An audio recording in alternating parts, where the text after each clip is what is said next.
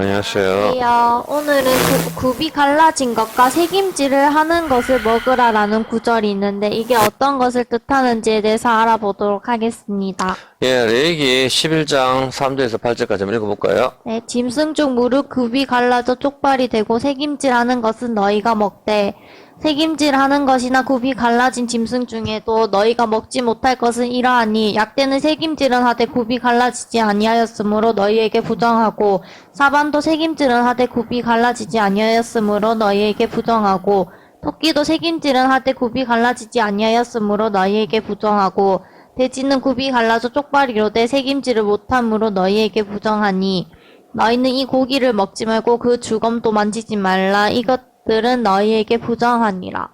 예, 그렇습니다. 하나님께서 먼저 우리가 알아야 될 게 하나님께서 만드신 모든 동물들은 다 선합니다. 돼지든 심지어 뱀이든 뭐든 다 하나님께서 만드신 건 다 선하게 창조를 하셨죠. 그런데 여기서 어떤 동물은 먹고 어떤 동물은 먹지 말라고 이야기를 합니다. 굽이 갈라진 것은 먹고 또 색임질하는 것은 먹고, 근데 굽이 갈라지지 않거나 대색임질을 하지 못하는 것은 먹지 말라고 그렇게 이야기를 합니다. 당연히 하나님께서는 교보제로서 우리한테 뭔가 설명을 해 주시려고 이렇게 하시는 것입니다. 성경은 누구에 대한 이야기죠? 그렇죠. 성경은 예수님에 대한 이야기입니다. 이 성경은 나에 대해서 기록했다. 예수님께서 그렇게 말씀을 하셨죠. 창세기부터 요한계시록까지 전부 예수에 대한 이야기라 이 뜻입니다. 그렇기 때문에 당연히 이 음식 규례는 예수님을 가리키는 겁니다.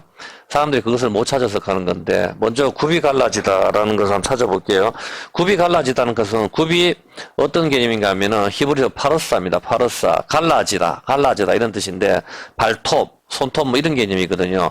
우리 사람도 갈라진 겁니다. 손톱이나 발톱이 이렇게 쫙 갈라지죠. 이게 굽이 갈라진 상태입니다. 그리고 이 파러스, 이 갈라지다 이 개념인데, 굽이 갈라져 쪽발이라도 갈라진 것을 먹는데, 갈라지다가 뭡니까? 갈라지다, 쪼개다, 나누다 이런 같은 의미거든요. 오늘 사전을 찾아보면은. 그래서 여러분 뭐 생각나는 게 없습니까? 나누다, 갈라지다. 반석이 쪼개지는 것입니다. 쪼개지는 것. 이것이 갈라지다, 나누다 이거죠. 바로 이것을 의미하는 것입니다. 반석이 갈라지는 것, 쪼개지는 것. 바로 첫 번째 돌판이 깨어지는 것이죠. 출애굽기 32장 19절입니다. 이것을 이야기하는 거죠. 진에 가까이 이르러 송아지가 그 춤추는 것을 보고 대노하여 손에서 그 판들을 산 아래 던져 깨트리니라. 판들, 복수거든요. 이걸 들어서 깨트립니다. 항상 율법, 제 앞부분에 동영상 찍었듯이. 그렇기 때문에 이 십계명을 던져서 깨트리죠. 이게 던져서 깨트린 게 이게 갈라지는 것이거든요. 예, 갈라지는 것인데, 바로 첫 번째 돌판이, 언약을 어겨가지고 끼어지는 것이죠. 그런데 두 번째 돌판이 이제 어떻게 됩니까? 두 번째 돌판이 우리한테, 솔로몬 성전에 세워지는 것이죠. 이해가 되시죠? 첫 번째 언약을 어겨가지고 우리가 죽어야 되는데 누가 죽습니까? 예수님이 중간에 죽는단 말입니다. 예수님 몸이 갈라진다 이 말입니다. 굽이 갈라지는 걸 먹으라는 의미를 이해가 됩니까? 바로 그 의미를 이야기하는 겁니다. 굽은 항상 발톱, 이런 손톱 이런 개념이거든요. 그래서 이것이 바로 십계명이 갈라지는 거, 반석이 갈라지는 거 같은 이치거든요. 우리가 발가락, 손가락이 10개잖아요. 이 개념이 어떤 개념인가 하면은 잠언서 7장 3절입니다. 십계명이 10개듯이 바로 이런 개념이거든요. 한번 봐보세요. 읽어보세요. 이것을 내 손가락에 매며 이것을 내 마음판에 새기라. 예, 2절부터 한번 읽어보세요. 내 명령을 지켜서 살며 내 법을 내 법, 율법이잖아요. 토라 이해됩니까? 토라를 어디에? 손가락에 매며 10개잖아요. 그게 바로 그 의미입니다. 손가락, 발가락, 이 개념이거든요. 이것이 이제 갈라졌잖아요. 이게 갈라졌는 거. 이 굽이 갈라졌는 거거든요. 바로 반석이 쪼개지는 상태입니다. 그래서 굽이 갈라지는 걸 먹으라는 의미죠. 여기까지 이해가 되셨습니까? 그럼 대색임을 하는 게 무슨 뜻이죠? 레위기 11장 3절 한번 봐볼까요? 색임질하는 거 같은 이치입니다. 색임질하는 거, 뭐 다시 색임질하니까 고운 가루가 되도록 우리가 참 뭐 많이 갈아가지고 다시 한번 열심히 먹는다. 뭐 그렇게 볼 수도 있지만 사실 그 의미는 아닙니다. 왜냐면은 색임질은 명확하거든요. 짐승 중 굽이 갈라 쪽발이 되되 색임질하는 것은 먹으라 그렇게 돼 있죠. 색임질하는 거 다시 대색임하는 게 뭐죠? 다시 한번 씹는 것이죠. 다시 한번 씹는 게 뭐죠? 성경이 다시 한번 말씀을 주시는 것. 신명기란 말입니다. 다시 한번 말씀을 주시는 게 뭡니까? 신약입니다.